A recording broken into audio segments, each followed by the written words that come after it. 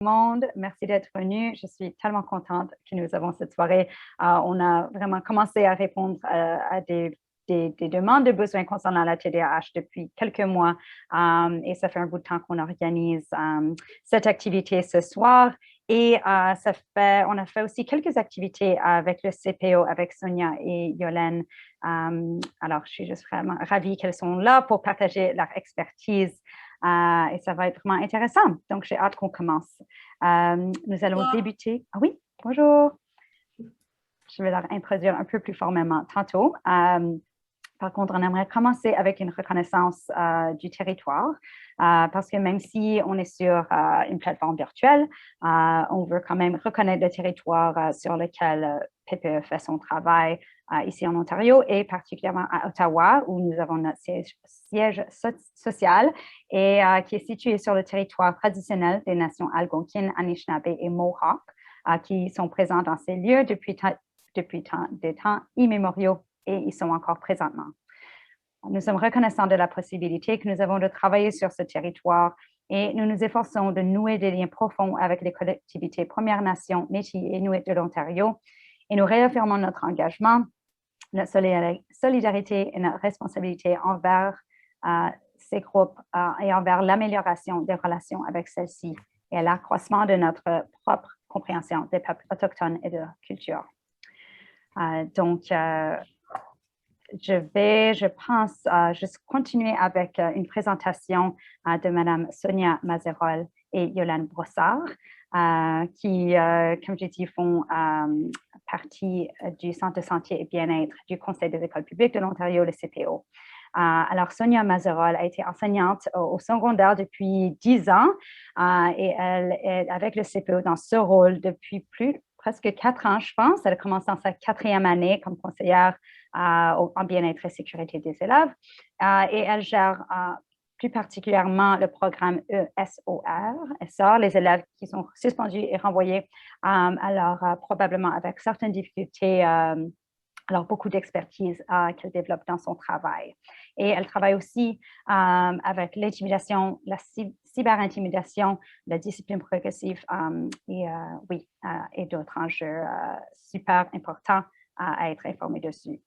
Yolande Brassard a été enseignante ressources à l'élémentaire depuis 20 ans et elle a aussi, dans son rôle au CPO, environ 4 ans.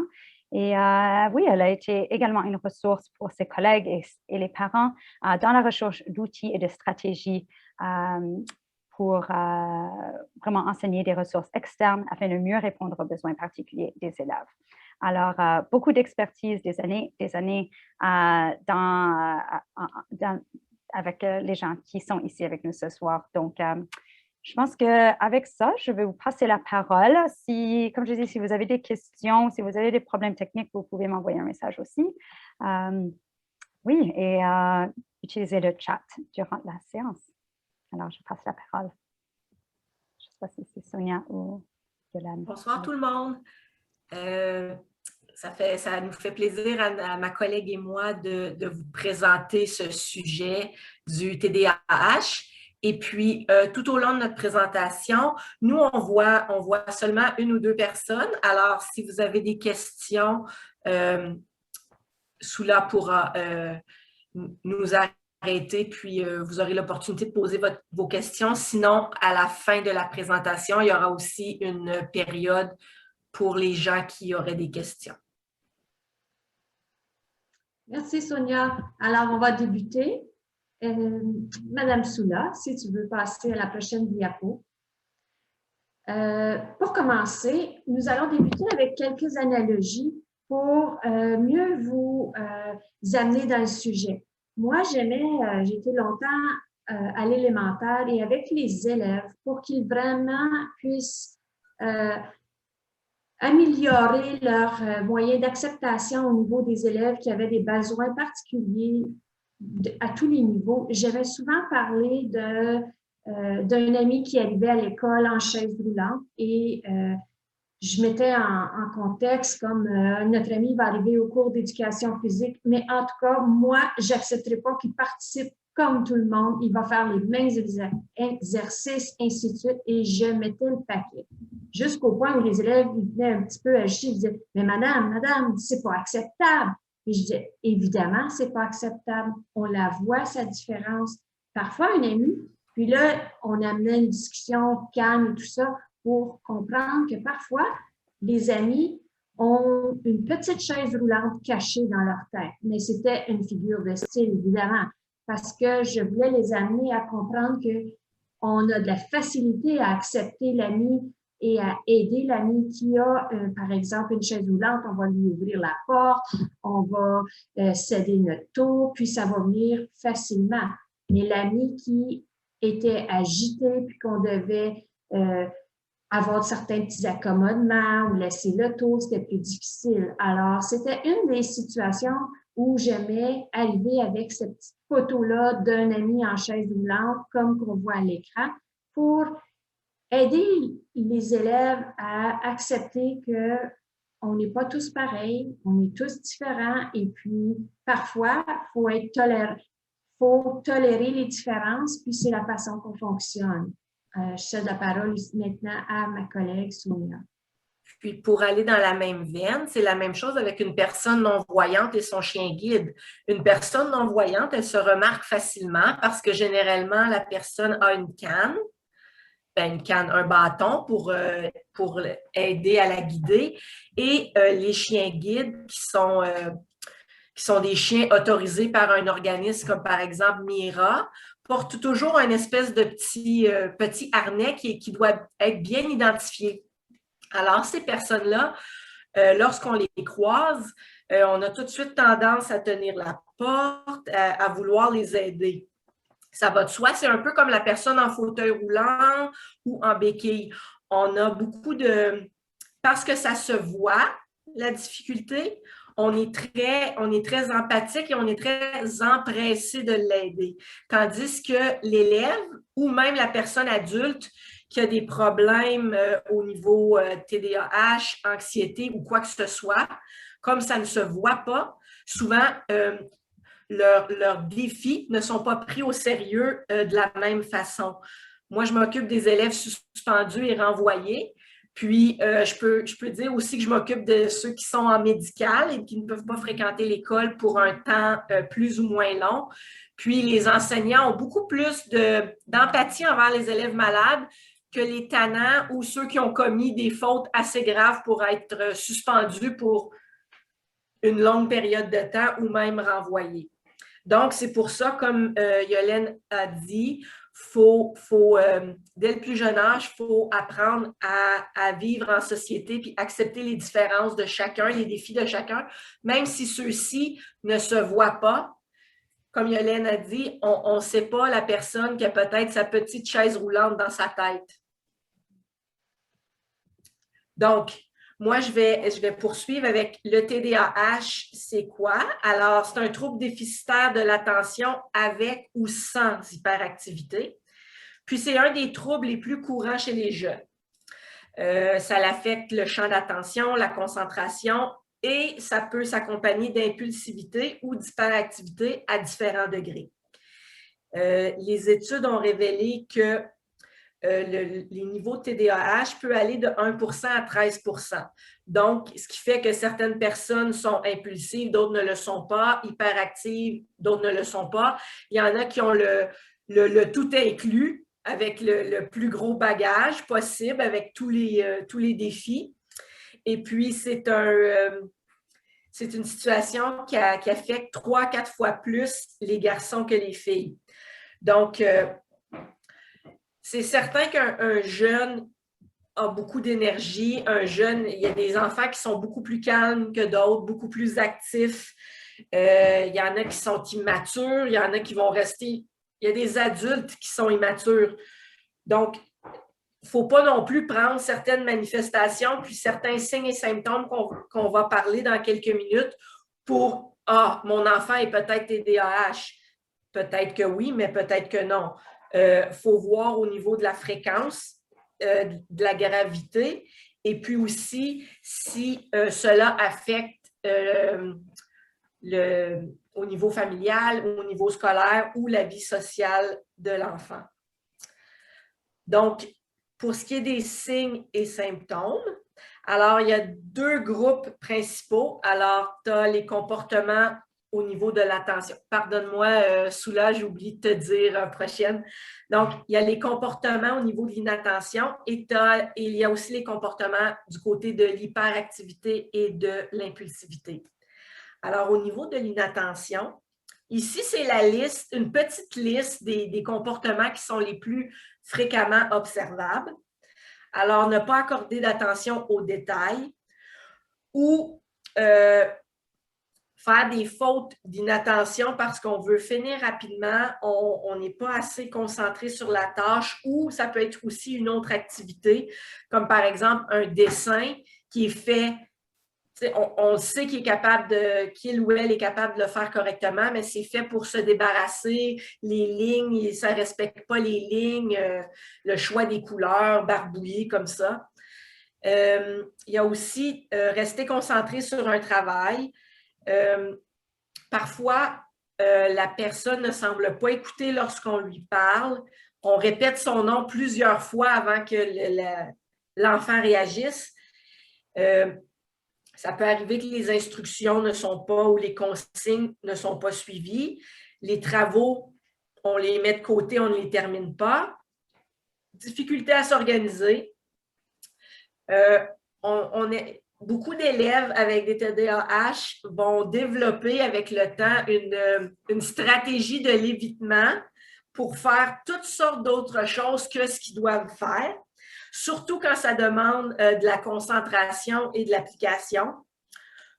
Des fois, c'est des élèves qui ont tendance peut-être à perdre leurs choses, à les oublier, donc qui sont facilement distraits. Au niveau de l'hyperactivité, alors, bien sûr, ne pas tenir en place, se tortiller sur sa chaise, pardon, Soula, de grimper, de rester assis, comme l'expression, là, il ou elle est partout, ça s'applique bien. Chez les adolescents, c'est plutôt, comme eux aussi, ils peuvent se tortiller sur leur chaise, mais c'est souvent c'est plutôt une agitation intérieure parce qu'ils ont peut-être appris à un petit peu mieux se gérer avec l'âge et avec la maturité.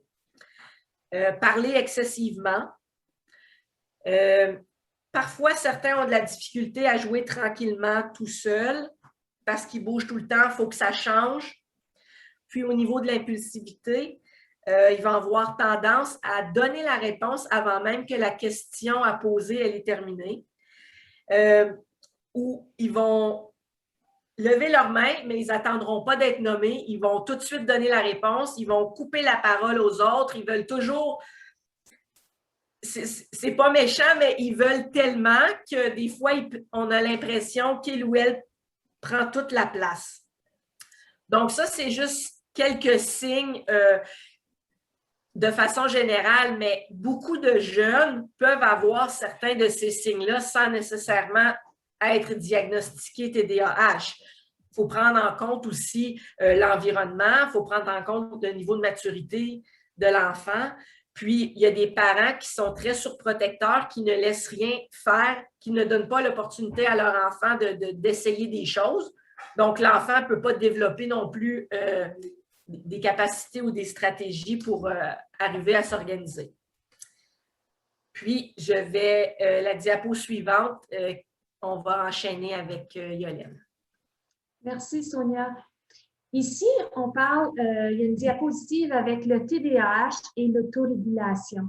On prend le temps de comprendre l'importance de travailler l'autorégulation chez votre enfant, puisque c'est d'apprendre à mieux gérer ses pensées, ses gestes, ses émotions. On en parle souvent au niveau préscolaire, chez les 4-5 ans, mais ceci peut se travailler jusqu'à l'âge adulte. Et on connaît des adultes, on a des gens dans notre entourage qu'on voit qu'ils ont développé des stratégies pour prendre un petit recul, prendre une pause. Alors, c'est vraiment important de cette stratégie-là, d'amener votre enfant à réaliser l'importance de travailler et de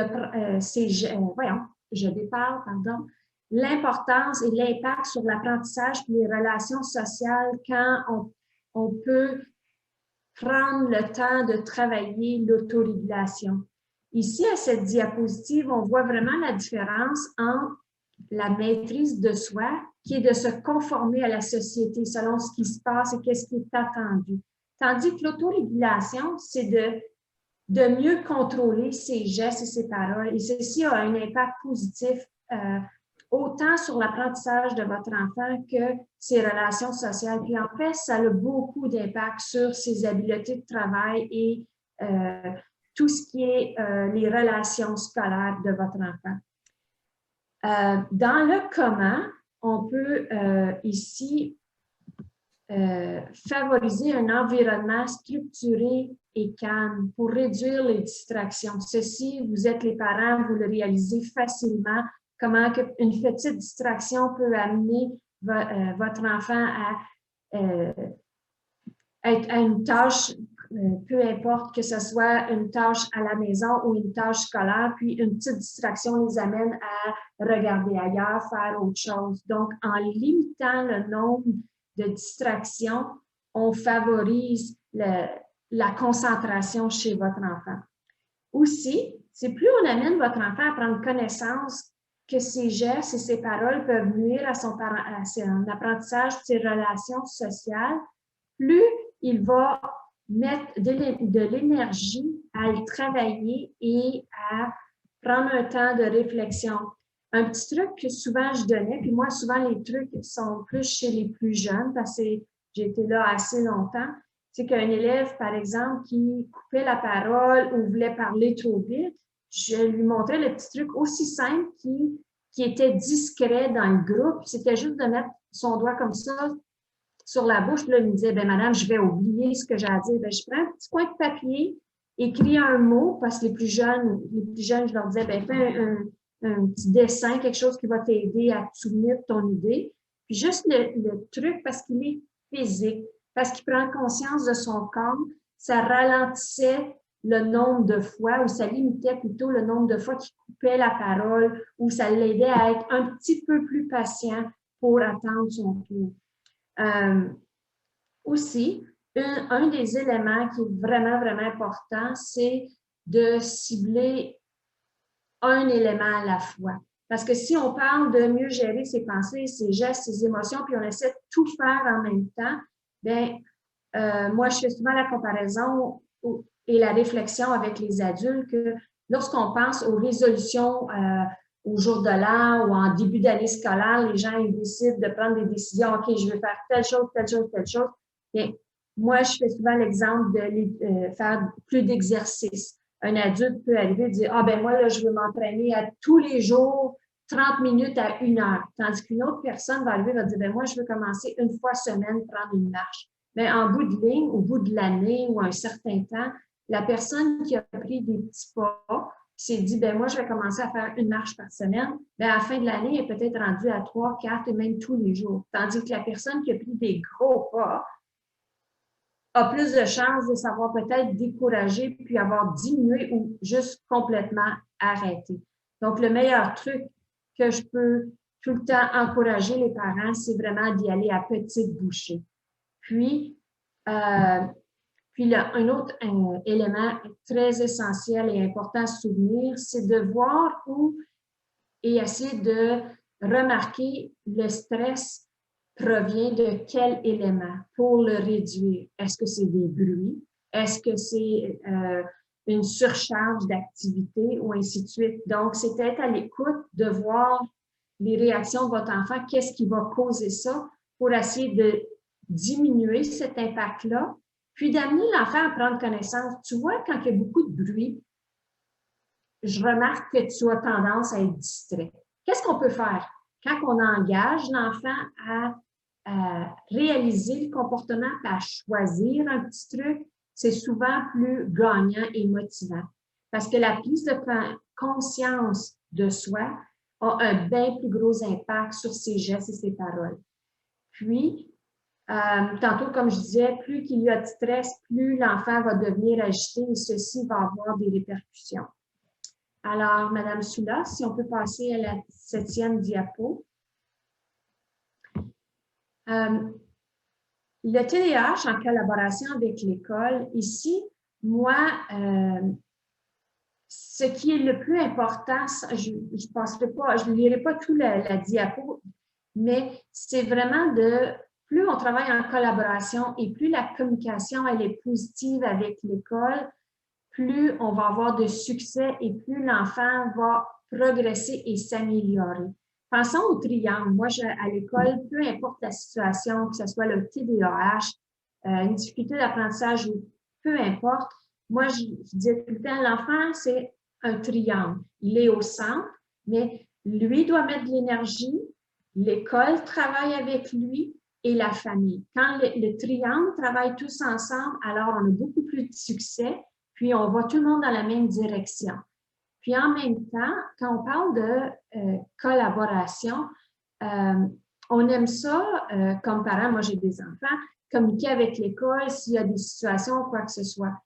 L'important, puis moi ayant été longtemps dans une école puis dans le milieu scolaire, l'important de se souvenir, c'est qu'un courriel très long, une fois, ça va.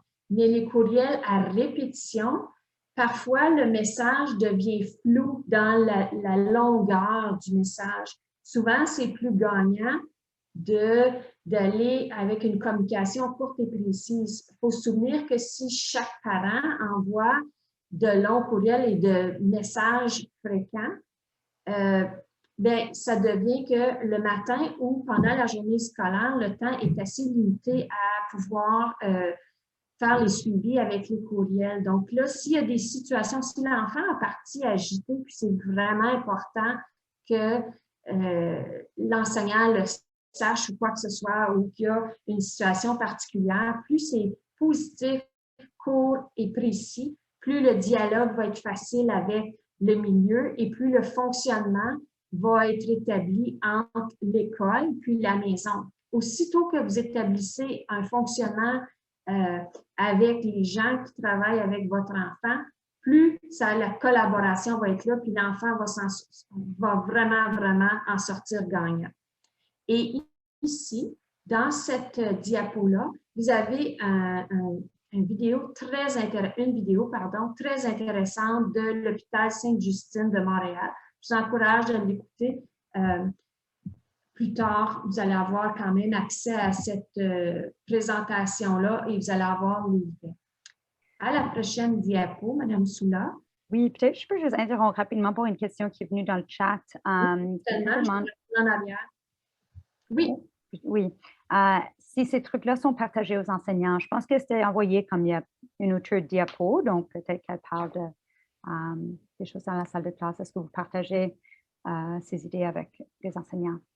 Ah, tout à fait. Ma collègue, Mme Sonia et moi-même, on travaille justement avec les enseignants. C'est notre rôle comme conseillère d'amener ces stratégies-là.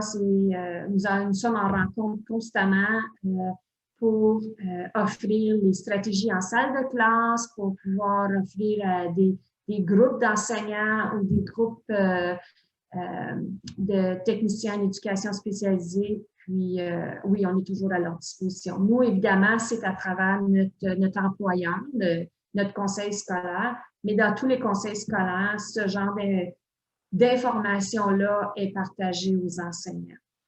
D'ailleurs, il y a des sites de climat scolaire positif qui sont justement, si je pense ici à la région, 3 conseils scolaires travaillent en collaboration à cet effet-là. Est-ce que je réponds à la question? Il me semble que oui. Je pense que Marie-Claude a répondu. Super, merci.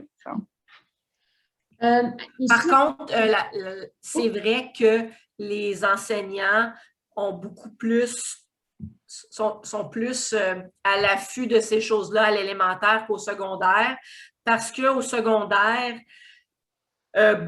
on mise sur la maturité des élèves, qui est généralement pas là. Puis, on est tellement... on a une matière à passer, surtout 9-12, on a une matière à passer, go, go, go, j'ai pas le temps de niaiser, il faut que vous soyez fonctionnel, puis tout ça.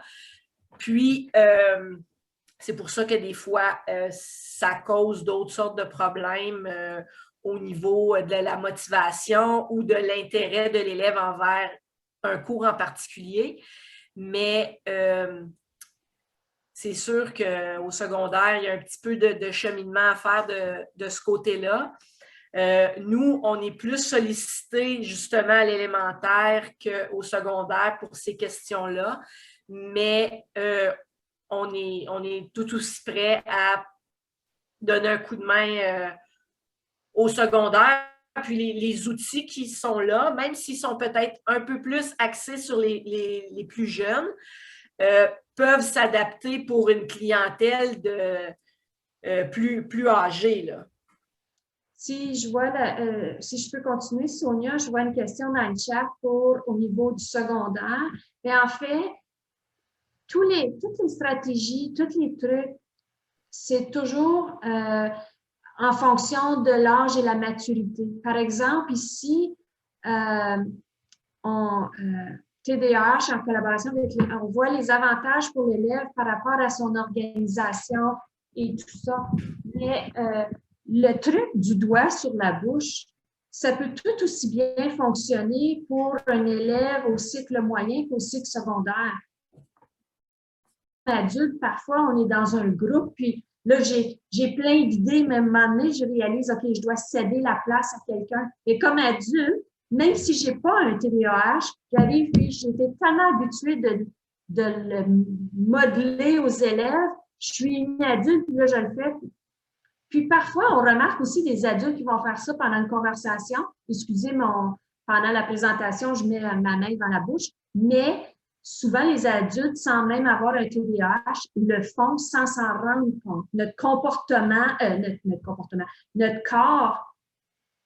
parle par lui-même. Donc, chez les plus jeunes, ils s'en rendent moins compte et il fallait vraiment que je le modélise. Mais chez un ado, un adolescent qui coupe la parole ou qui a la parole facile et qui n'arrête pas de parler, bien, ce truc-là peut tout aussi bien fonctionner. Puis tout au long de la présentation, les trucs, les stratégies peuvent juste être augmentées et diminuées selon la maturité. Puis, on pourra regarder un truc ici et là. Donc, si on... La différence, c'est que chez des élèves un peu plus âgés, on peut davantage les impliquer dans le processus, dans les choix, comment gérer leur temps, comment s'organiser. On va le voir un petit peu plus loin. Ils peuvent, les règles, les routines qui sont appliquées, ben, eux, ils sont capables de mieux comprendre les répercussions, puis le côté bénéfique que cela a pour eux. Et puis, ils sont en mesure de justifier eux-mêmes le pourquoi, ce que des enfants plus jeunes ne sont pas en mesure de faire.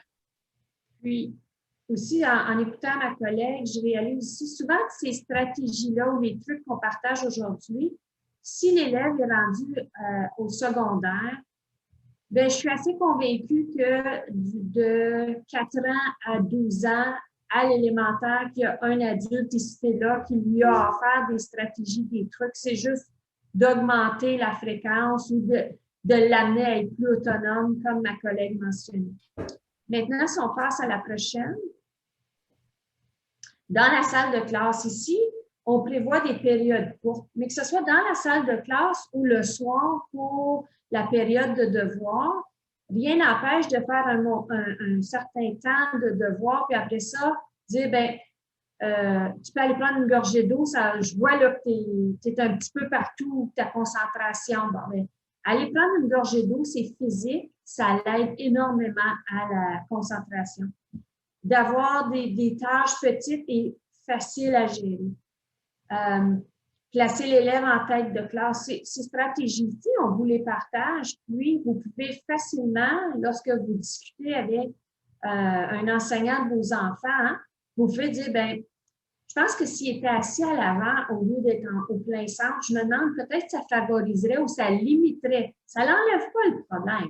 Il n'y a pas une stratégie qui va faire disparaître un TDAH à l'instant. C'est plutôt de limiter le nombre de situations où l'enfant ou l'adolescent va être distrait ou limiter le nombre de situations problématiques. Donc, vous avez quelques stratégies ici que vous pouvez discuter avec l'école puis voir, souvent, sont très ouverts à ça. Oui, je ne crois pas qu'il y a une enseignant ou une enseignante qui va refuser une bonne communication et une bonne collaboration de la part des parents. Là, quand on parle de bonne communication, Yolène l'a mentionné, si vous envoyez 3 courriels par jour, ce n'est pas de la bonne communication. Si vous attaquez l'école, ce n'est pas de la bonne communication. Il y a des façons de faire, il y a des façons de s'exprimer, puis ça va d'un côté ou de l'autre, parce que à la base, les gens, en tout cas, dans la très grande majorité, ils sont là pour vos enfants et ils ont leur bien-être à cœur. Ils veulent qu'ils réussissent. Donc, il faut aussi être conscient que l'enseignant en a peut-être 25 dans sa classe, selon les différentes régions. Puis, s'il y en a 4 ou 5 qui ont des problématiques puis certains défis, ben c'est sûr qu'elle doit partager ou il doit partager son temps entre les différents élèves.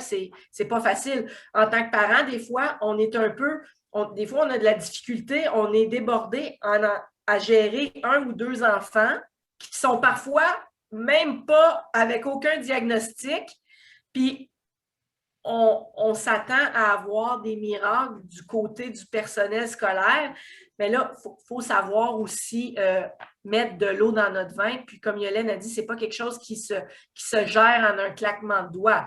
C'est un défi à la fois, et puis ça prend du temps là, pour changer une habitude, bonne ou mauvaise, là.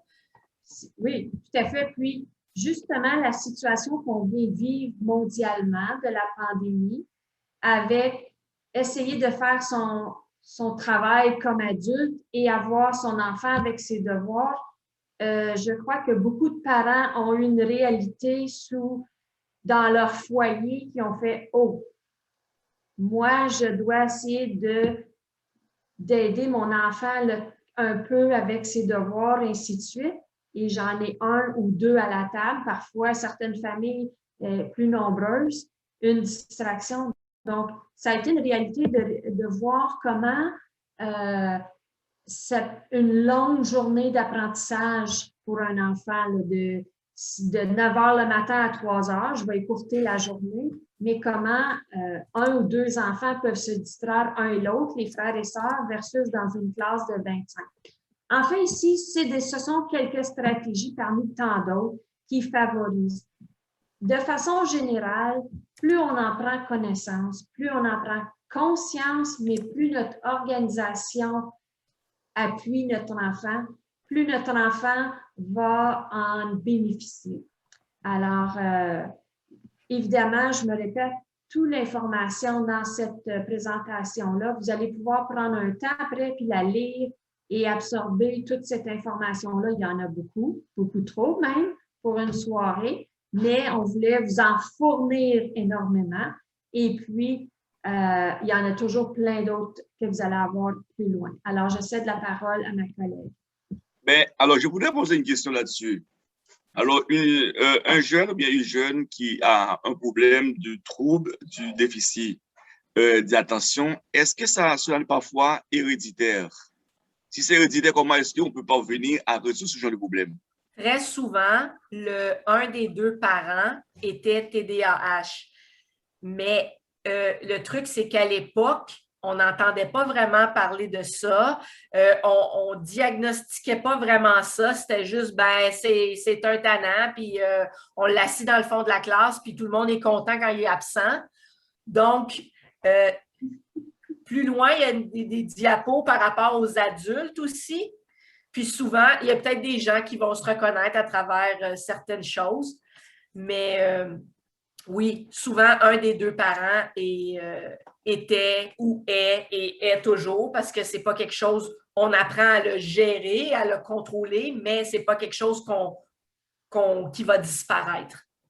Oui, mais je pense que, est-ce que dans ce cas-ci, dans une salle de classe, on a pu remarquer un élève a ce genre de problème-là, a ce genre de problème, est-ce qu'on ne peut pas faire venir aussi ses parents, diagnostiquer un peu ses parents, juste pour trouver un modus operandi? Non, non, non, non, non, non. En fait, nous, ma collègue, vous me faites rire. En fait, ma collègue et moi sommes des pédagogues, alors on ne peut pas poser des diagnostics. Nous, on est des... En fait, quand l'école, on est sollicité par les médecins, quoi que ce soit, ou les parents pour des formulaires, c'est nos observations. Ce n'est qu'un médecin ou un psychologue agréé qui peut arriver et poser un diagnostic. En fait, même un pédagogue ne peut pas amener une suggestion à un parent, dire « Votre enfant, selon moi, est comme ça ». On ne peut pas. On peut dire « J'observe telle situation, voici. Il semble, je vous encourage à consulter votre médecin et encore moins un enseignant ou pédagogue, n'importe qui dans le milieu scolaire ne peut même pas parler de médication. Mais oui, mais dans ce cas-là, je vous demande quelles sont donc les causes, n'est-ce pas, de ce problème-là, les causes de ce problème-là? Oui, mais... les causes du TDAH? Oui. Ça, c'est... les avis sont tellement partagés. On lit quelque chose, ça suggère comme une dégénérescence de certaines fonctions cérébrales. D'autres disent autre chose. Donc, il n'y a pas encore... personne n'a mis le doigt vraiment sur ce que l'origine de ça. Donc, oui. C'est sûr que peut-être il y a des parents qui ont été dans des milieux, dans des salles de classe où on usait allègrement de la gifle et du châtiment corporel. Puis, ça, c'est très persuasif pour se tenir tranquille. Donc, c'est peut-être pour ça qu'ils n'ont pas, disons, autant pu exprimer leur TDAH autant qu'ils auraient voulu. Mais non, les avis sont tellement partagés là-dessus. Pardon, Sonia, mais ce genre de situation-là, c'était il y a très longtemps et ou ailleurs. Mais tout ce qui est médical dans vos questions, nous, même si on voudrait on peut vous demander d'aller faire les recherches au niveau médical. Mais nous, la présentation est vraiment au niveau de la pédagogie des stratégies. Parce que tout ce qui est médical, ça relève du médecin, des psychologues et des psychiatres. Donc, on ne peut pas aller dans ce qui est... Parce que votre question est vraiment dirigée vers la neurologie et ce n'est pas notre champ d'expertise. Je suis désolée. Oui, par contre, le parent qui accepte un diagnostic de TDAH, un diagnostic de trouble d'apprentissage, le parent qui l'accepte et qui appuie son enfant, c'est déjà un grand pas parce qu'il y a des parents qui voient ça comme tellement, comme mon enfant n'a pas de futur, que tout le stress et la pression est mis sur l'enfant. Donc ça n'aide pas personne à cheminer, là. Le parent qui n'accepte pas, comme le parent qui ne veut pas se faire, qui ne veut pas... se réaliser. Ça, c'est juste un défi supplémentaire, puis une barrière à ce que l'enfant puisse progresser. Merci. Je vais juste interrompre rapidement. Je vois que Marie-Florence a la main levée, donc peut-être qu'on peut juste prendre un petit commentaire, question, et ensuite continuer à avancer parce qu'il y a plein d'autres choses. Oui. Vas-y, Marie-Florence. Merci, Soula. Merci aux animatrices. Moi, je vais faire un petit commentaire et puis j'ai une question. Oui. Effectivement, comme c'est Sonia et puis Brassard l'ont dit, les troubles de l'apprentissage au niveau diagnostic, ça relève c'est un grand volet. Beaucoup de choses peuvent amener à un trouble de l'apprentissage. Moi, je suis médecin, pour ce que je sais, c'est même pas facile, mais même pour les médecins, de pouvoir mettre un diagnostic précis. Ça peut être héréditaire ou pas, ça peut être un traumatisme que l'enfant a eu lors de l'accouchement, il peut avoir eu une souffrance cérébrale qui entraîne que certaines lésions du cerveau puissent prendre un coup, ce qui fait que ces lésions-là ne réagissent pas pour capter l'information. Donc, c'est vraiment, en fait, sous le couvert de troubles de l'apprentissage, TDAH, il y a plein de choses. Même un enfant autiste a aussi un trouble d'apprentissage. Donc, c'est en fait au cas par cas. C'est le problème pour moi, et je pense que c'est ce que Sonia et puis Brassard ont soulevé. Ce n'est pas de savoir qu'est-ce qui a créé ça ou bien qu'est-ce qui fait ça, mais c'est de voir notre enfant a ça, mon enfant a tel, ou bien on voit un peu que son engagement et ce qu'il doit faire, il faut répéter plusieurs fois. Il y a un problème, on a décelé ça. Comment on fait pour aider? En fait, je pense que c'est là où se trouve la réelle question. C'est pas où, comment, parce que médicalement, devant les troubles, il y a plein de choses. Il y a tellement plein de choses. Et puis, les parents, c'est pas franchement des choses acceptables. Bon, pas, quand je dis acceptable, c'est une griffe. Des fois, ça nous fait tellement de peine de savoir que c'est notre enfant qui souffre de ça. Moi, mon deuxième, il est autiste. Je sais de quoi je parle. Pour pouvoir accepter le diagnostic, j'avais refusé, malgré que étant médecin, j'avais des symptômes, mais on ne peut pas vraiment se l'approprier de savoir que c'est à moi que ça arrive. Je n'ai pas de personne qui soit autiste dans ma famille et tout ça. Rien, rien, rien. Mais bon, il m'a fallu du temps et c'est comme ça qu'il faut que les parents prennent du temps pour pouvoir accepter ça eux-mêmes. Et en ce moment-là, pouvoir donner le meilleur d'eux-mêmes à cet enfant qui a ce problème. Moi, ce qui me réjouit, honnêtement, ici au Canada, moi, je suis immigrante, c'est qu'on a des ressources. Moi, j'ai eu des patients dans mon pays avant, des parents qui avaient des enfants chez qui on suspectait ça. Quand tu vois les parents intellectuellement, ils sont vraiment à de hauts niveaux, mais ce n'est pas forcément héréditaire, comme on le dit. Ce n'est pas des choses qui sont transmissibles. N'importe quel parent, dans n'importe quel contexte, dans n'importe quelle société, peut se trouver en face d'avoir parmi ses enfants, même si peut-être les 2/3 ou bien, je ne sais pas, tous les autres enfants sont très brillants, très intelligents, et puis au milieu d'eux, il y a comme une épine, celui-là, qui on ne sait pas comment ça s'est passé, mais qui peut avoir à donner aux parents ce souci-là de faire face à ça. Mais moi, je suis vraiment très reconnaissante et puis je suis un peu en paix parce que le système du Canada, le système scolaire en tout cas, nous met tout à disposition. Tout à disposition. Moi, le diagnostic de mon fils, quand je venais ici, celui qui est autiste, là, quand je venais ici, il avait 18 mois. Au pays, il parlait correctement. Ça veut dire papa, maman, tout ce qu'il pouvait nous dire. On est arrivé ici en 2016. C'est 5 mois après que j'ai commencé à remarquer qu'il avait commencé c'est un enfant très souriant, à pouvoir être calme et puis son langage avait commencé à diminuer. Il montrait les choses du doigt. Donc, j'ai commencé à m'inquiéter. Quand je disais ça à mon mari, il dit, oh, moi, j'aime trop faire des choses. Même à parler. Je veux vraiment apprécier ton partage et c'est super intéressant. J'apprécie énormément comme ta perspective comme parent et vraiment se focus sur l'acceptation. Et je veux aussi juste prendre conscience du temps et qu'il y a beaucoup d'autres, je pense qu'on est seulement peut-être à la diapo 7, donc on peut peut-être avancer. Si tu avais une question à suivre, si tu veux le mettre dans le chat, on peut s'assurer de revenir là-dessus. Est-ce que ça va? Merci, merci. Alors, si on passe à la prochaine diapo. Donc, à la maison.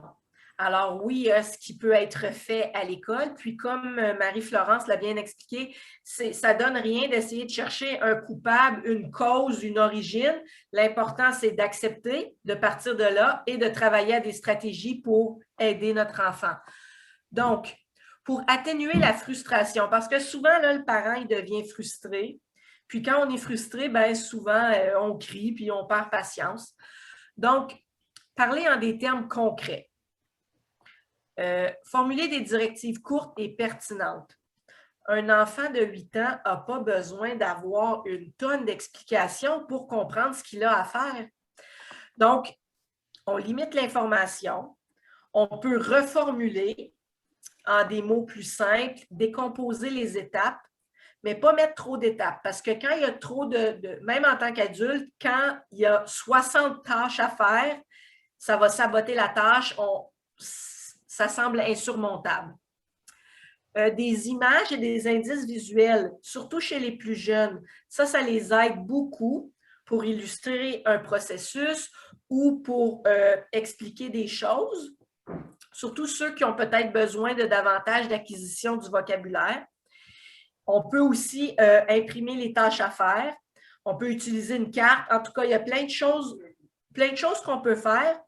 Puis, chez les plus vieux, on peut même mettre un checklist comme ça. Ah, étape 1 faite, étape 2 faite. Voici, on m'a demandé de faire ma chambre. Ensuite, je peux avoir une petite pause pour un jeu. Donc, c'est des petites choses qui sont simples, mais qui peuvent éviter la frustration. Parce que ce qu'on veut aussi, c'est de développer des élèves qui deviendront des adultes autonomes. Donc, on doit développer leur confiance en eux, puis essayer de maximiser le temps de concentration qu'ils sont capables d'avoir. Puis, quand on arrive à faire ça, évidemment, on limite le stress. Donc, mettez l'emphase sur ce que vous êtes capable de contrôler. Il y a plein de choses qui sont hors de notre contrôle, qu'on peut rien changer, mais ce qu'on peut contrôler, essayer de le faire, ça limite le stress et l'anxiété. Prochaine diapo. Ensuite, les routines. Les routines, c'est important. Même en tant qu'adulte, on a besoin de routines. Donc, c'est important que l'enfant connaisse son horaire, même si c'est avec des images pour les jours, les différentes activités. Préparer l'enfant aux transitions. Les imprévus puis les surprises, ça augmente le stress, ça augmente le chaos. Donc, si on peut les prévoir, on le fait. Des règles faciles à suivre. C'est comme en salle de classe. Les enseignants qui mettent 15 règles, ça ne marche pas. 3 ou 4 règles, une fois qu'elles sont et routines, une fois que c'est bien acquis, on peut en ajouter. Donc, chez un élève qui est plus jeune, on peut lui demander de nous réexpliquer pour voir s'il a bien saisi.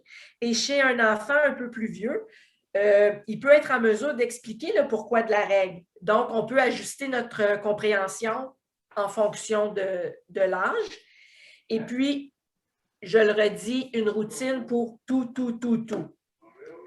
Ensuite, pour gérer l'hyperactivité, alors, avoir des objets de manipulation, des balles anti-stress, il y a toutes sortes de petits trucs là, qui est bien la mode. C'est en rupture de stock partout, là, les push-it ou les pop-it.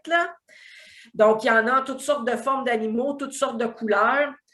Donc, toutes sortes de petites choses qui peuvent être discrètes dans la poche.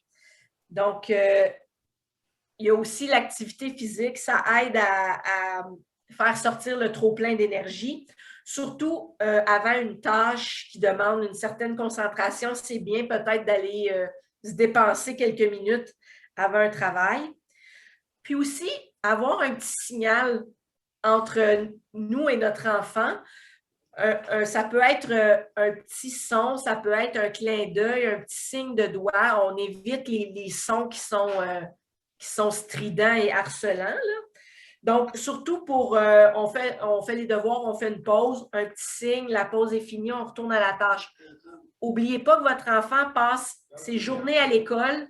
Pour certains enfants, c'est tellement difficile d'être concentré toute la journée, d'essayer de bien faire, d'essayer de tout respecter, que le soir, là, on essaie de faire ça de manière que les devoirs, les leçons, bon, il y a des écoles. Peut-être que vous êtes chanceux puis qu'il n'y a pas de devoirs à l'école que vos enfants fréquentent parce qu'il y a des écoles qui font le 0 devoir à part la lecture. Donc, de rendre ça agréable parce que si vous criez en plus, vous perdez patience, ça n'aide pas à personne. Puis, n'oubliez pas que ça prend au moins 21 jours d'une routine pour que ça devienne un automatisme et que de façon à éviter les oublis, les confrontations, les oppositions. Donc, encore une fois, les routines, un petit signal, ce qu'on peut contrôler. Suivante. Ici, un peu peut-être pour les élèves un petit peu plus âgés, c'est comme une image. Alors, avant le départ de l'école, on s'assure que j'ai le travail que j'ai besoin. J'ai noté ce que j'ai à faire. je comprends ce que j'ai à faire. Si je ne comprends pas, à qui je peux demander? Mon enseignant, par courriel, un ami, camarade de classe. Ensuite, à la maison, c'est important d'avoir un endroit calme. Parce que s'il y a maman qui est en train de brasser les chaudrons, bébé qui pleure, le grand frère sur sa Switch, puis quelqu'un qui écoute la télé, c'est peut-être pas favorable pour le jeune pour travailler en silence. Donc, éviter les distractions. Ensuite de ça, puis c'est pas parce qu'ils sont dans leur chambre il y en a beaucoup dans leur chambre, ils ont énormément de distractions. Beaucoup ont un ordinateur, le cellulaire, la console de jeu. Donc, dans la chambre n'égale pas à la tâche, là. Puis, on a besoin des pauses, non seulement un endroit tranquille, des pauses, peut-être une collation, quelque chose de santé, quelque chose de bon, des Doritos, puis un Coke, ça ne rentre pas là-dedans. Ensuite de ça, si l'élève n'a pas de tâches particulières à faire, on peut reviser les notes parce que si l'élève a un TDAH, peut-être que son niveau de concentration n'est pas aussi long que certains autres. Donc, peut-être qu'il a manqué des choses en relisant les notes, en refaisant un petit peu rapidement, brièvement, ses cours de la journée. Ça permet peut-être de récupérer des petites choses qui auraient été manquées. Le travail, on le met dans le sac près de la porte ou on le met sur un endroit où on ne va pas oublier parce que si l'élève a fait l'effort de faire ce qu'il avait à faire, puis là, il ne respecte pas un échéancier à cause que le travail a été oublié. Bon, ça, c'est des petites choses qu'on peut contrôler. Il y a aussi ici 2 vidéos. Alors, dans notre présentation que Soula vous partagera, tout ce qui est dans les encadrés, un peu un genre de bleu-vert là, tirant sur le turquoise, ce sont des vidéos que vous pourrez regarder à votre guise. Ici, c'est des stratégies en lien avec l'étude. Et puis l'autre, c'est la gestion du comportement qui vient de Sainte-Justine. Et cette image-là est tirée du guide des habitudes où il y a plein d'autres trucs, plein d'autres images pour aider les enfants.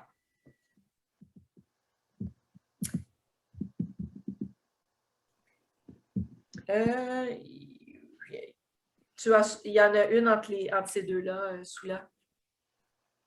La diapo 12. Ah, la diapo 12 n'apparaît pas? Non, c'est juste...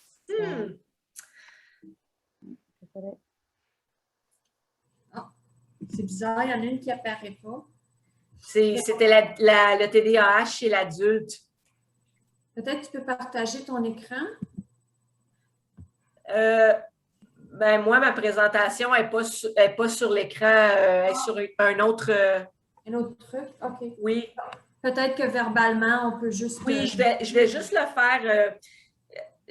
C'est juste un constat général pour peut-être que certains d'entre vous vont se reconnaître ou non. Alors, le TDAH chez l'adulte, il y a quatre grands points qui reviennent. Alors, le manque d'organisation, l'impulsivité, le sentiment d'échec et la distractabilité. Alors, être distrait facilement. Ça, c'est les 4 grands constats. Et puis, il y a des petites choses qui ressortent, des commentaires qui ont été faits par le partenaire qui est avec un autre partenaire qui a un TDAH. Donc, des choses qui reviennent. Le désordre dans la maison. Les colères qui prennent des proportions pour des riens. Le manque d'écoute, le fait de se faire interrompre constamment. Des tâches qui ne se terminent jamais. On commence quelque chose, mais on ne voit jamais la fin. Il y en a qui disent le retard aussi. Il ou elle est toujours en retard. Puis, ça va même jusqu'à dire, on dirait qu'on a un enfant supplémentaire plutôt que d'avoir un partenaire qui nous appuie. Une grande proportion des mariages seraient dysfonctionnels. Une grande majorité des adultes souffrant d'un TDAH ont des problèmes interpersonnels Et puis, ça va même jusqu'à dire qu'ils ont plus de chances de divorcer. Bon, encore là, c'est une étude parmi tant d'autres. Il y a peut-être des gens qui se reconnaissent dans certaines choses ou non, parce que, comme Marie-Florence l'a dit, chaque cas est unique, chaque personne a un développement qui lui est propre. Certains ont appris à se gérer, certains ont peut-être été mieux encadrés que d'autres, et certains ont peut-être juste des partenaires beaucoup plus patients et qui passent derrière eux pour colmater les brèches et puis ranger. Donc, c'est juste pour dire que le manque d'organisation, on le voit chez les enfants, chez les adultes, l'impulsivité aussi, puis être facilement distrait. Donc, voilà pour le TDAH chez l'adulte. Et puis, je vais céder la parole à Yolène avec des trucs et astuces pour aider. J'essayais de faire une petite correction pendant qu'on se parlait, pendant que j'écoutais, pardon, parce que il y a une diapo qui manque et il y en a celle-ci, elle semble être les espaces et tout. J'essaie de l'envoyer à nouveau à Mme Soula, mais on le fera après la présentation. Soyez sans souci, ce que ma collègue, Mme Sonia, vient de vous partager. Nous allons faire une nouvelle copie, puis vous allez avoir cette diapo. Puis celle-ci, j'essaie de faire une capture d'écran pour la projeter, mais je n'ai pas réussi. Cela dit, ici, c'est sans fixer l'information qui est toute déséquilibrée. Ce sont des trucs et des astuces pour aider votre enfant.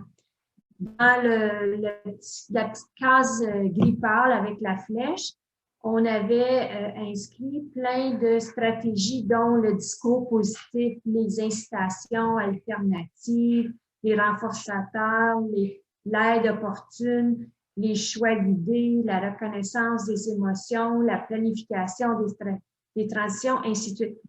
Ne soyez sans crainte. Dans le lien TDAH, intervenir pour mieux appuyer son enfant, lorsque vous allez avoir la présentation et que vous allez toucher ce lien, vous allez avoir toute cette liste-là de stratégies, mais avec une courte description qui vous permet de, si vous vous questionnez au choix guidé versus quelle est l'incitation, ainsi de suite. Et pour vous aider, en fait, toutes ces stratégies-là, c'est une liste de stratégies qui sont les plus favorables. C'est comme votre petite boîte à outils de parents. Les deux liens donnent des explications supplémentaires, particulièrement la stratégie, la technique 1, 2, 3, qui est vraiment, vraiment gagnante. Vous allez pouvoir les regarder, les lire selon à votre guise, en temps et lieu, mais en fait, avec toutes les 25 ans en comportement que j'ai travaillé avec les enfants, ce qui est le plus important, selon moi, à se souvenir, c'est tout le temps d'avoir des stratégies sous la main. Parce qu'en comportement, moi, j'avais souvent des élèves qui démontraient des signes similaires ou des réactions similaires, mais une stratégie avec un élève fonctionnait, puis une autre stratégie fonctionnait mieux avec un autre. En comportement, puis on parle de TDAH, comportement, on ne parle pas ça de nuisible, mais des réactions, c'est du cas par cas. Si pour un certain moment, que c'est la stratégie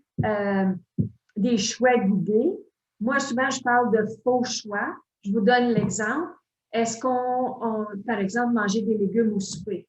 Bien, l'option n'est pas « veux-tu manger des légumes ?» Ce n'est pas un choix. C'est « est-ce que tu préfères manger du brocoli ou des carottes? » En fin de compte, c'est un faux choix parce qu'on veut qu'il mange des légumes. Comme parents, on a les deux choix dans l'assiette. Qu'il y ait plus de carottes ou qu'il y ait plus de brocoli, en fin de compte, est-ce qu'il a mangé des légumes? On est fiers. Mais ce n'est pas « est-ce que tu veux manger des légumes? » C'est certain, il va dire possiblement la majeure partie des enfants vont dire non.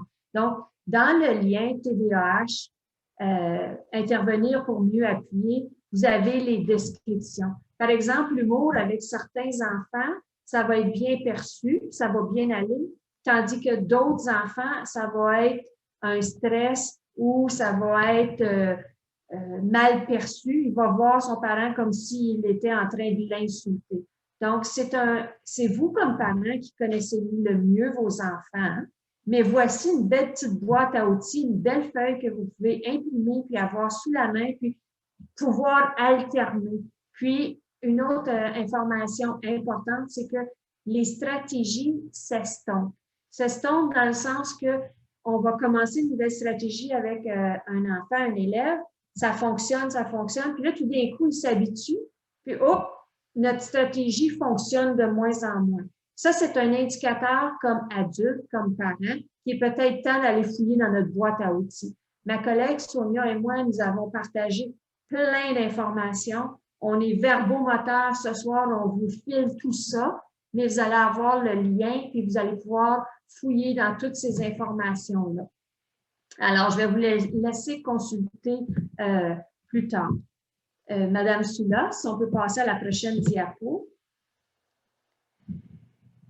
Ici, dans cette diapo, on a d'autres trucs, d'autres astuces pour mieux aider votre enfant.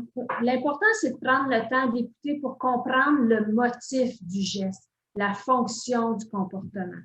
Dans les stratégies favorables, c'est important d'éviter les luttes de pouvoir, prendre du recul, puis des fois, un 5 minutes, un 15 minutes, un petit temps fait juste permettre de laisser la poussière tomber et de faire un choix de dire, OK, moi, ça m'est souvent arrivé, même comme parent, que mes garçons disaient, OK, je suis calme. Ma réponse était, non, moi, je ne suis pas prête. Eux avaient décidé qu'ils étaient calmes, ils avaient compris après un certain temps, OK, si je dis je suis calme, ils revenaient, non. Moi, je ne le suis pas. Choisis une activité de ton choix, peu importe, mais moi, j'ai besoin de me calmer. Puis c'est positif pour délimiter nos limites. Puis justement, ça l'amène au prochain point, établir des limites claires, réalistes et compréhensibles. Comme je viens juste de vous modeler, dire non, moi, je ne suis pas encore calme. Puis on a le droit, comme adulte, de dire non, je ne suis pas calme. Puis ma réaction en ce moment-là, elle ne sera pas bonne. Donc, je te suggère de prendre encore un petit temps. Avec un petit brin d'humour, là, c'était comme « Oh, maman n'est pas prête ». Ou même avec les élèves, je disais « Non, tu es allé au-delà, je te demande encore 2 minutes ». L'élève faisait « Oh, madame, elle n'est pas de bonne humeur ». Là, ça voulait dire « Non, tu connais la limite, tu connais mes consignes, alors, et voilà ». Et la constance et c'est ce qui est le plus important. Si une journée, c'est oui, le lendemain, c'est oui. Mais si une journée, c'est non, le lendemain, c'est non, le surlendemain, c'est non, mais après ça, ce soir-là, c'est jeudi soir, je suis fatiguée, à ce soir, je vais dire oui. Non, c'est le pire piège des adultes. On est tous bien dire, je ne sais pas pour le moment, puis aller aux salles de toilette, prendre un recul. Maintenant,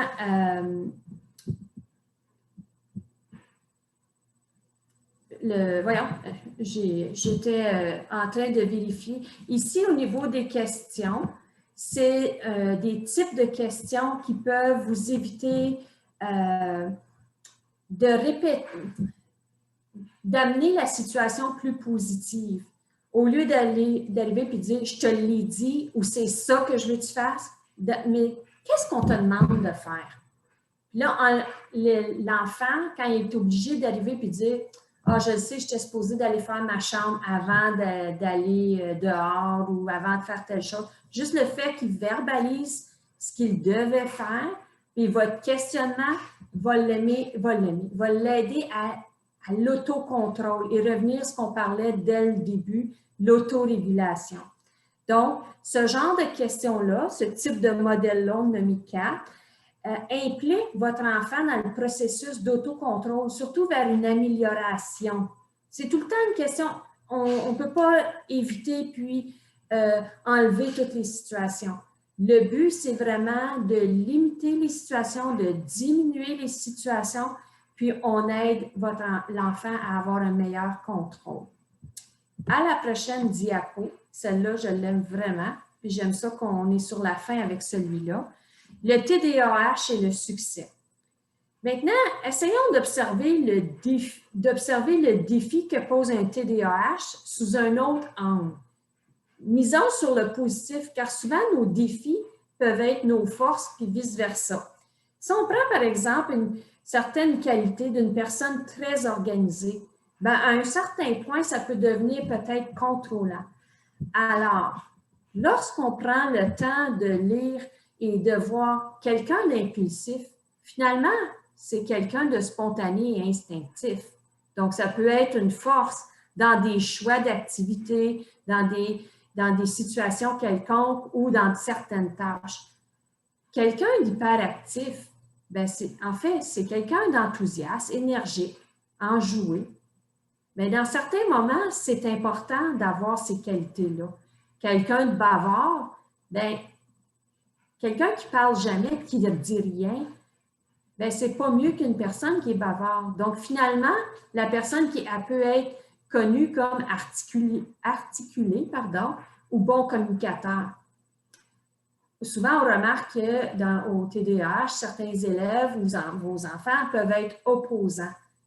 Mais en fin de compte, si on le regarde autrement, c'est peut-être un leader naturel, un influenceur positif. Donc, vos enfants, s'ils ont certains traits, peut-être d'aller le voir autrement, puis les amener dire « Hey, utilise cette force-là à la place. » Quelqu'un d'inattentif, ben peut-être que c'est quelqu'un qui est capable d'une bonne capacité au multitâche. Donc, notre regard est peut-être différent. Puis non, on ne peut pas juste camoufler et dire « OK, ben on le voit juste positif. » Mais à certains moments, c'est bon de le regarder sous un autre angle. Et finalement, je cède la parole à ma collègue. Oh, Sonia, ton micro. Pardon. Alors, comme on expliquait, quand on travaille, quand on rame dans le sens du courant, puis comme Yolène a dit, on utilise ce qui pourrait être des défis, on les tourne en force et en avantage. Il y a plein de gens célèbres qui ont fait de grandes choses et qui étaient atteints d'un TDAH et autres troubles d'apprentissage. Ici, on a une courte liste, là. Ça va à des sportifs professionnels, des auteurs, des scientifiques, des acteurs, des chanteurs. Donc, il y en a plein. Donc, pour montrer que tu peux quand même accomplir de grandes choses, être heureux et de connaître un beau cheminement de vie. On a aussi mis des vidéos, 10 femmes internationalement célèbres. Il y en a une en anglais, Successful People with ADHD. Il y a le TDAH, selon Philippe Laprise, un humoriste québécois qui parle de son TDAH et qui donne plein de trucs. Il y a aussi Pierre-Luc Funk, qui est un acteur, un comédien québécois, qui parle de ses problèmes de TDAH et tous les défis qu'il a rencontrés dans sa vie d'une façon très, très drôle, très humoristique avec des trucs. Donc, c'est juste pour finir sur une note positive pour montrer que c'est pas toujours négatif. Puis, je pense qu'un élève TDAH va peut-être pousser ses enseignants à penser un peu à l'extérieur de la boîte pour l'accrocher, pour le garder motivé.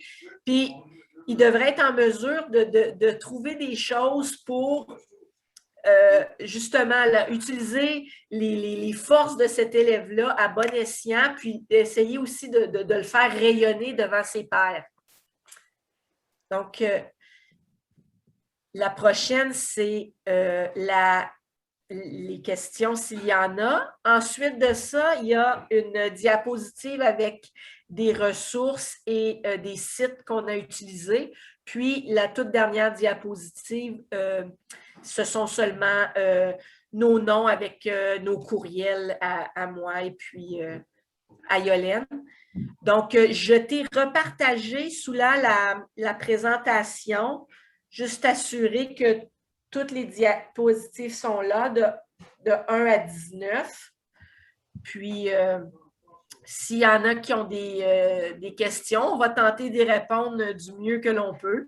Oui, super. OK, fantastique. Alors, oui, ce qu'on fera, c'est on prendra peut-être 10 minutes pour les questions. Il y en a 2 dans le chat. Et alors, on peut commencer avec ça. Puis, on peut prendre juste 5 minutes avant la fin si vous voulez. Si vous avez des petites choses à dire concernant les ressources dans la liste, ce serait super. Et on peut clôturer de là.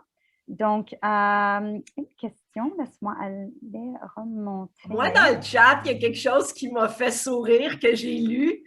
C'est de Nancy qui dit que les relations fonctionnent quand une personne a un TDAH avec une autre personne qui a un déficit d'attention. Elle a ajouté que la maison n'est pas propre, mais les chicanes durent juste quelques minutes. Après, on oublie. 32 ans avec mon mari. L'important, c'est une maison heureuse. La poussière, ça ne tue pas personne. Oh, vous m'avez fait rire, Madame Nancy. Super. OK. Alors, la première question que j'ai vue là, c'est est-ce que le système scolaire de l'Ontario, dans le système scolaire de l'Ontario, les enfants qui sont atteints de troubles de spectre de l'autisme, TSA, sont classifiés ou font partie des TDAH? Alors, est-ce que c'est traité différemment? Et si oui, un peu pourquoi est-ce qu'on les sépare? Pourquoi est-ce qu'on les suit séparément? OK, bien, je peux.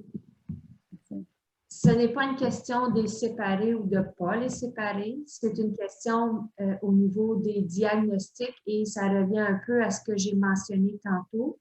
Ce sont les médecins, psychiatres, psychologues qui posent les diagnostics. Donc, au niveau de la province, il y a un fonctionnement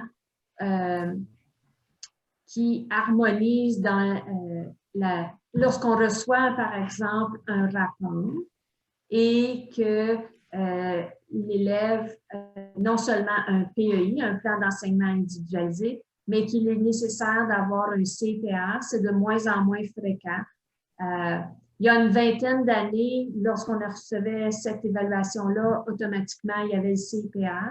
Ce n'est plus une nécessité au niveau du système scolaire d'offrir les services. L'évaluation que le système scolaire va recevoir peut amener les services. Donc, mais pour ce qui est de choisir l'identification ou comment c'est coté, ça ne relève pas du milieu scolaire, mais c'est la collaboration du système de la santé avec le système scolaire. Donc, c'est pas un genre de... On n'a pas le choix ou quoi que ce soit, c'est rigide. Okay, merci. On a beaucoup de mains levées. Donc, je vais essayer de juste passer à la prochaine qui était dans le chat. Est-ce qu'il y a des niveaux de TDAH, comme un petit versus un gros, comme les problèmes de vision, par exemple? Est-ce qu'il y a comme est-ce qu'il y a un spectre? Quand on reçoit une évaluation, il va avoir le diagnostic, ainsi de suite. Mais les réactions de l'enfant, c'est certain qu'il y en a que c'est plus prononcé, il y en a d'autres que c'est plus léger. C'est comme n'importe quoi. Il y en a qui réagissent davantage à certaines situations, puis il y en a d'autres qui ont développé des stratégies. Et puis, effectivement, il y a des différents niveaux, mais ce n'est pas spécifié dans l'évaluation. Je reviens encore à l'évaluation parce que moi, c'était dans mon mandat de lire l'évaluation, d'appliquer les recommandations. Maintenant, chaque enfant, tu peux avoir un enfant qui a un TDAH, une année réagit moins qu'une autre année parce que le milieu, la salle de classe, d'une année à l'autre, fait en sorte que certains milieux sont plus propices dans sa façon de réagir. Ce n'est pas parce que l'enseignant ou le pédagogue n'est pas bon, c'est juste dans la structure ou la dynamique du groupe. Donc, je ne sais pas si je réponds exactement à votre question, mais oui, il y a des différents niveaux, mais non, ce n'est pas spécifié.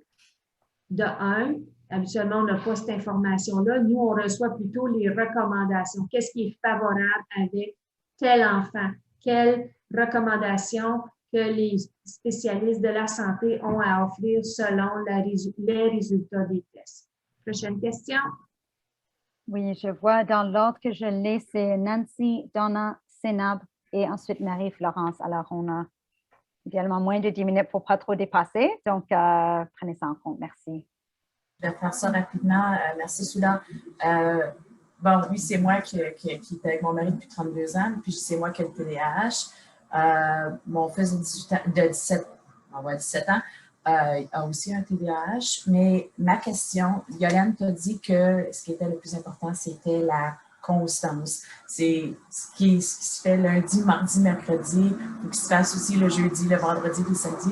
Puis ça, c'est la partie que moi, personnellement, j'ai le plus de misère parce que moi aussi, j'ai un TDAH. Alors, je ne sais pas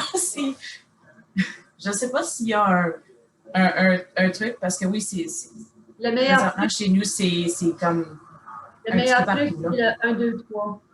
Je vais te le dire. Puis déjà, moi, je l'avais juste la vidéo en anglais, là, mais c'est... Le Magic 1, 2, 3, ça, c'est la même chose? Exactement. Okay. Sincèrement, moi, je l'utilisais parce que je trouvais que ma mémoire faisait défaut. OK, ça fait combien de fois je le dis? On a tous été à l'épicerie et à un moment donné, entendre un parent, là, je te le dis plus, là. 2 minutes après, là, je te le dis plus, là. Mais en disant, OK, là, c'est la première fois que je te le dis. Là, c'est la deuxième. OK, maintenant, c'est là.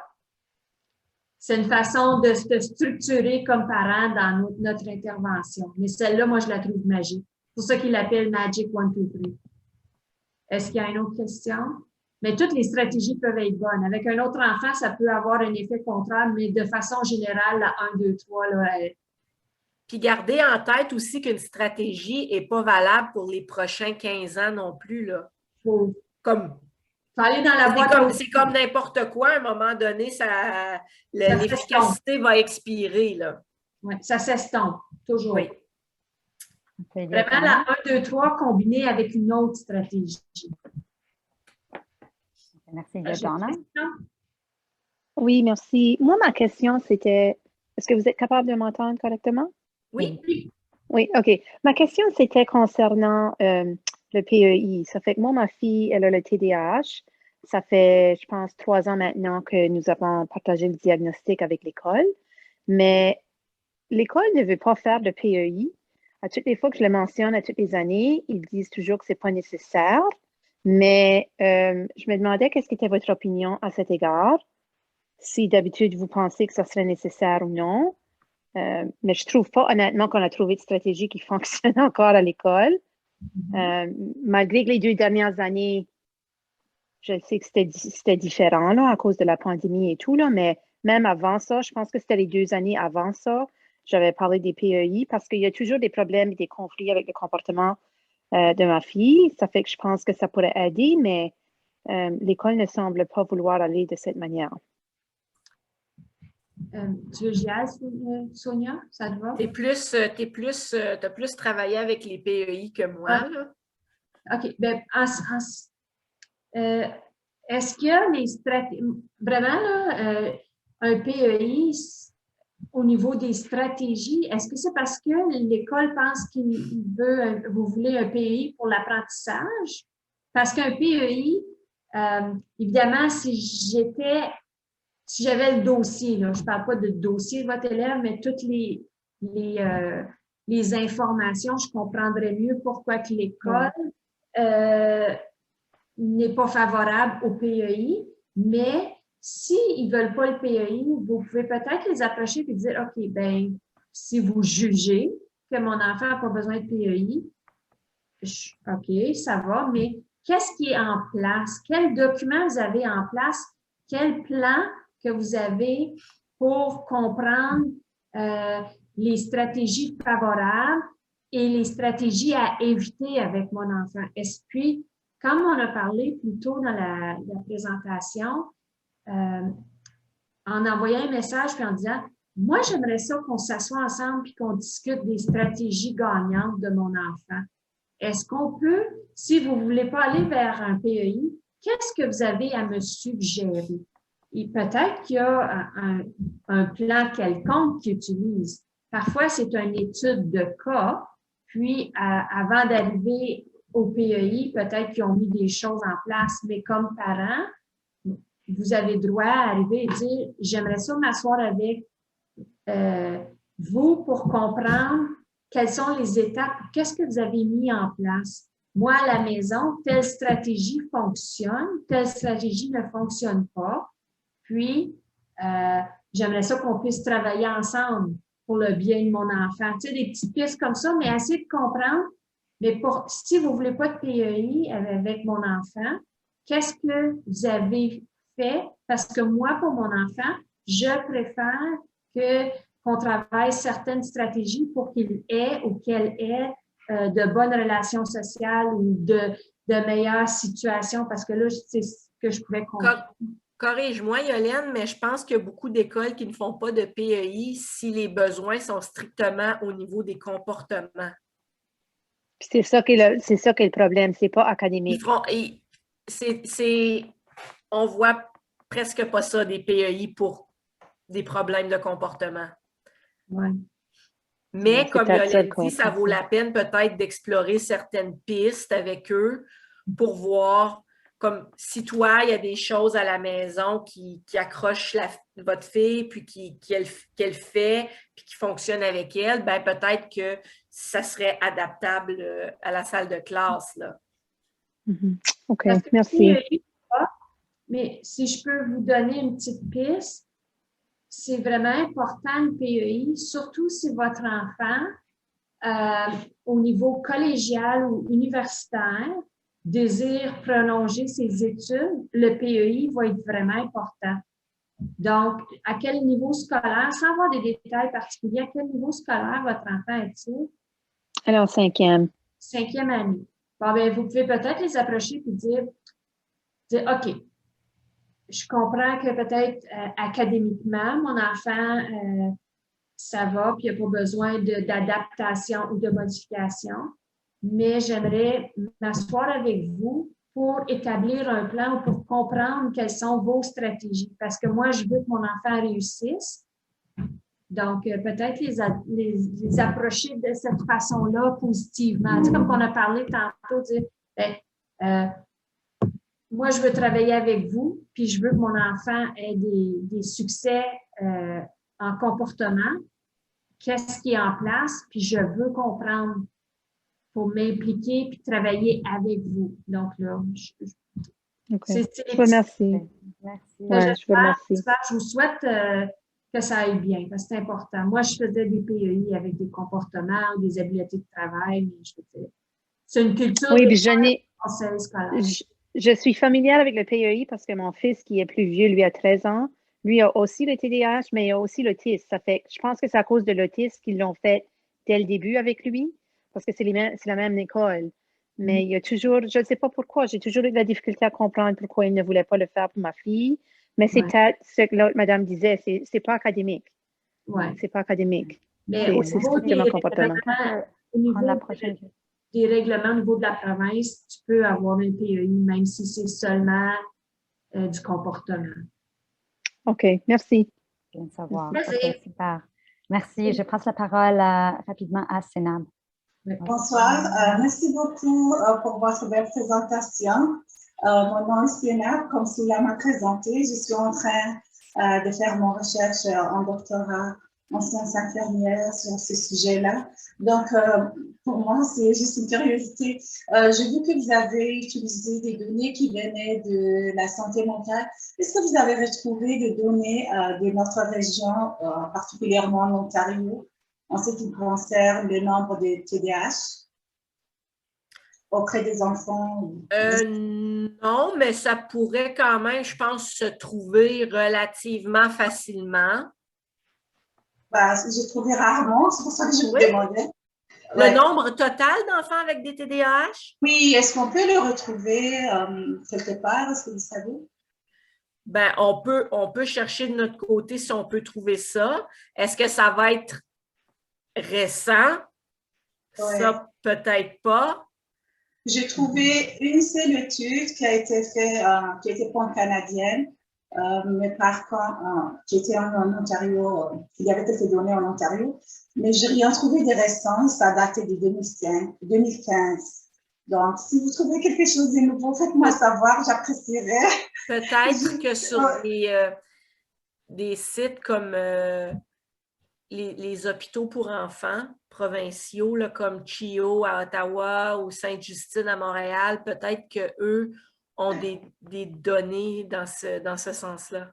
Au niveau des Québec, ils sont plus avancés qu'en Ontario, mais en Ontario, j'ai trouvé peu d'études qui ont été faites sur ce sujet-là. Donc, merci beaucoup. Ça va aider plusieurs parents sur le sujet. Et puis, j'apprécie, merci. C'est tout juste ma question. Merci à vous. Je passe la parole à Marie-France et je veux aussi vous diriger dans le chat. J'ai mis un lien à l'évaluation de la soirée. Alors, s'il vous plaît, dites-nous ce que vous pensez et si vous voulez en refaire une autre ou si vous avez d'autres besoins, quoi que ce soit, s'il vous plaît, avisez-nous à travers ce lien. Alors, on prendra un dernier partage de Marie-Florence. Okay, merci. Merci aux intervenantes. Vraiment, c'était tellement enrichissant que moi, j'aurais souhaité qu'on passe plus de temps sur les stratégies pour nous aider, nous les parents. Ma question rejoint un peu la première que j'avais mise dans le chat. Brassa, quand j'ai écouté votre explication, c'est selon le diagnostic, effectivement, selon le diagnostic que l'enfant a, qu'on le met dans une classe spécialisée. Moi, mon fils, le diagnostic a été fait l'année dernière pour autisme et son école a proposé de le mettre dans un centre à vie. Il est dans le centre à vie, il est un PI, il est un CPR, je pense. Bon, il a 6 ans. L'année dernière, quand on a fini de faire, on a bouclé l'année parce qu'on a des réunions périodiques, ils ont décidé qu'il soit encore en maternelle jardin. Enfin, on a décidé ensemble, puisque chacun donne ses raisons. Moi, j'ai donné mes raisons, mais on dit non, il doit être encore en maternelle jardin et on poursuit. Donc, moi, j'avais posé la question, j'ai dit, mais le centre à vie, puisqu'il était dans un centre à vie depuis 2 ans, depuis quand il avait 4 ans. Dans le centre à vie, là, on ne progresse pas parce que, bon, j'ai vu plein de progrès au niveau de l'enfant, au niveau du comportement, au niveau même de l'acquisition des paroles. Est-ce que dans le centre à vie, il n'y a pas un niveau, peut-être première année, deuxième année, selon l'âge, comme je sais que, je ne sais pas tout en Ontario, mais je sais qu'en Ontario, l'enfant va à l'école selon ses pairs. S'il a 6 ans, c'est première année, des choses comme ça. Je n'ai pas eu vraiment de réponse. C'est pour ça que j'ai posé ma question dans le chat. Or, je sais que effectivement, l'autisme, c'est un trouble d'apprentissage. Il y a des troubles d'apprentissage ajoutés à des troubles du comportement et plein d'autres choses. Mais chaque enfant, même autiste, est unique. Donc, en fait, c'est pour un peu m'aider, moi, et puis comprendre, parce que ce n'est pas tout le temps que dans les écoles, on t'explique, 8 pays, je suis allé lire. Si c'est Pierre, je participe aux réunions, je lis, mais je ne suis pas trop outillée, en fait. Donc, voici un peu ma préoccupation ce soir. Merci.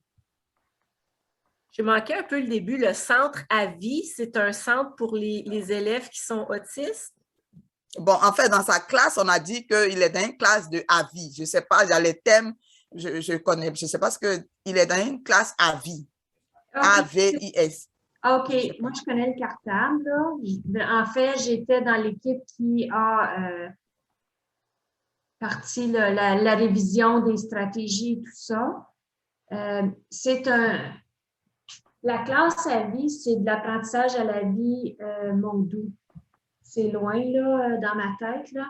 Mais ce sont toutes sortes de stratégies, toutes sortes d'apprentissage qui est décortiqué en étapes, par exemple, mais il y a plusieurs, Mondou, c'est volumineux, ce cartable-là.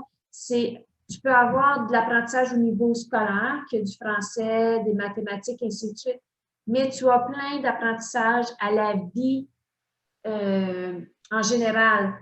Comment… à la vie sociale, à l'autonomie sociale, oui. Tu as des Mondou.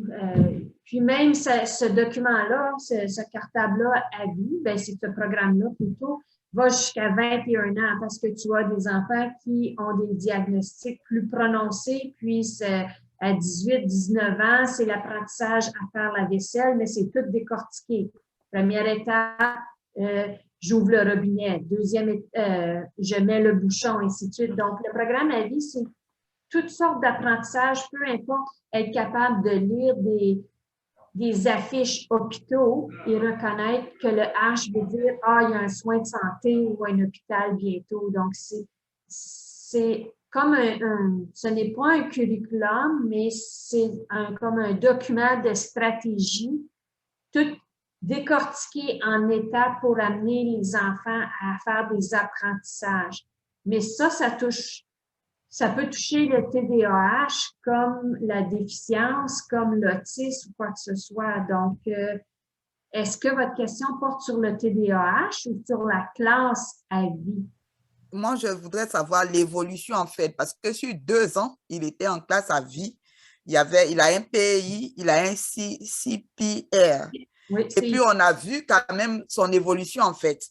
Comme il a 6 ans, pour moi, même s'il doit continuer, parce que bon, j'ai quand même quelques notions sur sa pathologie, il doit continuer. Je me dis que dans sa classe à vie, là, il y a peut-être une autre phase, il progresse comme première année de classe à vie, bon, des choses comme ça, peut-être je dis n'importe quoi. Mais bon, on dit non, qu'il faut qu'il soit en maternelle jardin, qu'il a fait 2 fois, 2 ans, et puis bon, on continue la même chose. En fait, c'est pour ça que je veux avoir je veux comprendre. Et puis... Okay. Ce que je peux comprendre, parce que c'est difficile d'arriver puis vous offrir une réponse parce qu'il manque, tu sais, n'ayant pas toutes les données du dossier, mais ce qui arrive, c'est que ce que j'essaie de comprendre, c'est que l'enfant est dans une classe à vie, mais au niveau des curriculums de la province, maternelle jardin, il n'a peut-être pas acquis tous les acquis de la maternelle et du jardin avant d'avoir un PEI niveau première année.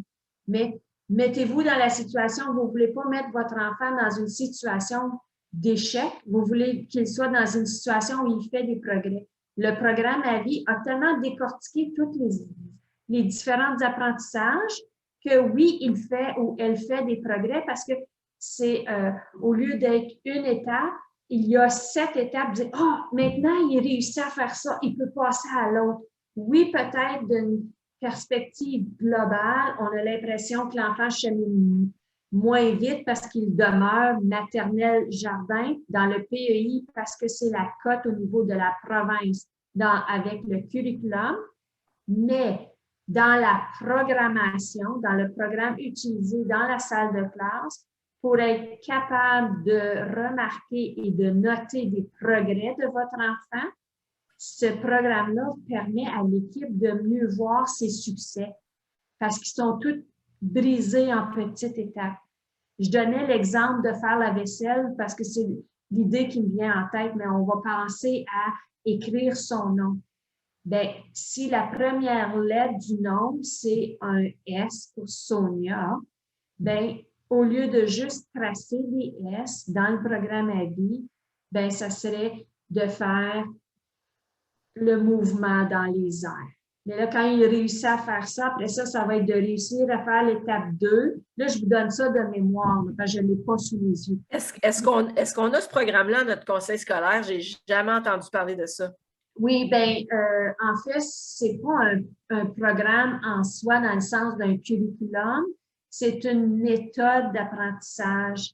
Et les 3 conseils scolaires d'Ottawa, il y avait eu un jumelage pour aider les écoles à avoir un programme pour mieux outiller le personnel scolaire à voir les étapes d'apprentissage d'un enfant. J'ai dû être absente cette journée-là parce que je n'ai jamais entendu parler de ce programme-là. En fait, c'est parce que je suis jeune que je connais ce programme. Ça doit être ça. Très jeune. Et je vois Mme Soula avec un beau sourire. Oui, c'est ça.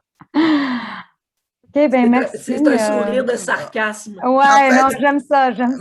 Madame Soula, s'il vous plaît, en fait, c'est très intéressant parce que depuis 2 semaines, je suis à Ottawa à cause de l'emploi de mon mari. Donc, j'ai inscrit mes enfants dans une école depuis, bon, on me dit, d'abord, quand je les ai inscrits, j'ai mis tous les documents, on me dit, non, il a 6 ans, il faut qu'il soit en première année. Je lui ai expliqué que je viens de Sudbury et voilà. Au finish, il a commencé depuis lundi, on a retourné en maternelle jardin. On ne m'a rien expliqué. À présent, j'attends qu'on me donne aussi des dires, parce que je suis nouvelle ici, je ne sais pas trop comment ça fonctionne. Donc, je suis ravie que, bon, vous, les 2 animatrices sont de Ottawa. honnêtement, je vais prendre Est-ce votre que mail vous êtes au public ou au catholique? au catholique, OK. à l'école Marius Barbeau, je crois. Marius Barbeau, oui. Marius Barbeau. Oui. Donc, on m'a encore rien dit. Bon, j'ai eu l'impression que ça tourne un peu parce que quand moi, je suis allée en ligne, que j'ai appliqué, j'ai mis maternelle jardin. Quand l'intervenant qui devait faire l'entrevue m'a écouté, il dit non, il faut qu'ils soient en première année. Quand l'école m'a appelé, on dit la 6e, il faut qu'ils soient en première année. Je leur ai dit, je sais pourquoi je vous ai dit ça. Voilà, j'ai mis dans ce dossier tout. Et finalement, il a commencé lundi, on l'a mis en maternelle jardin, on ne m'a rien dit. Je n'ai pas encore d'explication de quoi, donc je suis un peu perdue. Si j'étais à Sudbury, j'étais un peu plus, donc j'ai un peu plus d'inquiétude parce que je ne sais pas comment ça va se passer, qu'est-ce qu'on va me dire, où il rentre pas. Mais je pense vraiment, que si on peut juste garder, pour ne pas trop dépasser, on a déjà dépassé, juste garder le temps, respect du temps, juste si vous pouvez avoir, si vous avez une petite réponse courte, on peut permettre de se clôturer. Si vous avez une réponse. Ben, c'est pas notre conseil scolaire, donc c'est comme on peut pas avoir vraiment accès pour vous appuyer là-dedans, là. Mais je pense que vous vous impliquez, puis vous essayez de voir peut-être que l'école pourrait le mettre selon ses acquis, peut-être qu'il pourrait bénéficier d'être dans une classe régulière, mais avec un éducateur pour l'appuyer davantage. Puis là, encore une fois, on ne connaît pas votre fils ni son diagnostic complet, donc c'est difficile de voir, mais peut-être que vous pourriez laisser passer un petit peu la rentrée, là, parce que là, avec c'est un peu fou, mais de vous présenter à l'école puis d'aller discuter avec son enseignante puis peut-être la direction pour voir ce qu'eux comptent mettre en place. Puis là, vous pourrez peut-être apporter votre vécu de ce qui a été fait à Sudbury, ce qui fonctionnait bien, ce qui ne fonctionnait pas. Et en fait, si je peux ajouter, d'un conseil à l'autre, un PEI, quand on change de conseil scolaire, le nouveau conseil scolaire fait un nouveau PEI parce qu'il n'est pas dû de reconnaître ce qui était fait ailleurs. Cela dit, dans le PEI, vous avez une section où ça parle du placement. Il y a divers placements. Classe à effectif réduit, classe régulière, appui de l'enseignante ressources. Peu importe ce que le conseil scolaire d'origine, votre ancien conseil scolaire avait indiqué dans le PEI, la nouvelle école, le nouveau conseil scolaire n'est pas tenu de le respecter parce que c'est un nouveau conseil scolaire et en plus, au niveau des placements, c'est toujours une question ce que l'école a comme effectif, ce qu'ils peuvent offrir. Donc, ils ne peuvent pas vous faire une promesse qu'ils ne peuvent pas tenir. Par contre, elle a mentionné qu'il y avait eu un CIPR. Ça doit être respecté. Pas quand tu changes de conseil scolaire. Non, mais le diagnostic médical ou professionnel, ça doit être respecté. Mais eux peuvent ajuster en fonction de ce qu'ils ont de disponible pour appuyer votre enfant. Mais probablement que très prochainement, ils vont ajuster le PEI à la saveur Marius Barbeau, là. Oui, parce que le diagnostic est obligatoirement respecté par l'évaluation, mais le placement et les ressources sont à la saveur, ou non, pas à la saveur, mais selon les ressources disponibles en place. Cela dit, je pense qu'on va clôturer maintenant. Oui, merci pour votre belle réponse et merci pour votre partage, Marie-Florence. Ouais, je dois reconnaître la difficulté de vivre ça, même dans une nouvelle place. Avec tous les changements à vivre, c'est pas simple. Alors, merci beaucoup de ton partage. Et à Yolande et Sonia pour votre expertise et ce beau... C'était en fait très succinct, mais beaucoup dans cette présentation. Alors, j'ai vraiment hâte à l'envoyer à tout le monde. Bien, ça nous fait plaisir. Puis si jamais il y a une autre thématique qui pourrait intéresser les gens, bien, on demeure disponible. Fantastique. Merci. On est vraiment ravis. Sonia et puis Yolande. J'aimerais prendre contact avec vous autres. Est-ce que je pourrais? Je peux vous écrire? Nos courriels, dans la présentation que Soula vous partagera, la dernière diapositive, ce sont nos courriels. Parfait. Merci. OK, super. Bonne soirée tout le monde. On fera un suivi, Sonia et Yolanda, Merci. plus tard. Au revoir. Merci Bonne beaucoup. fin de soirée Bonne tout le monde. soirée.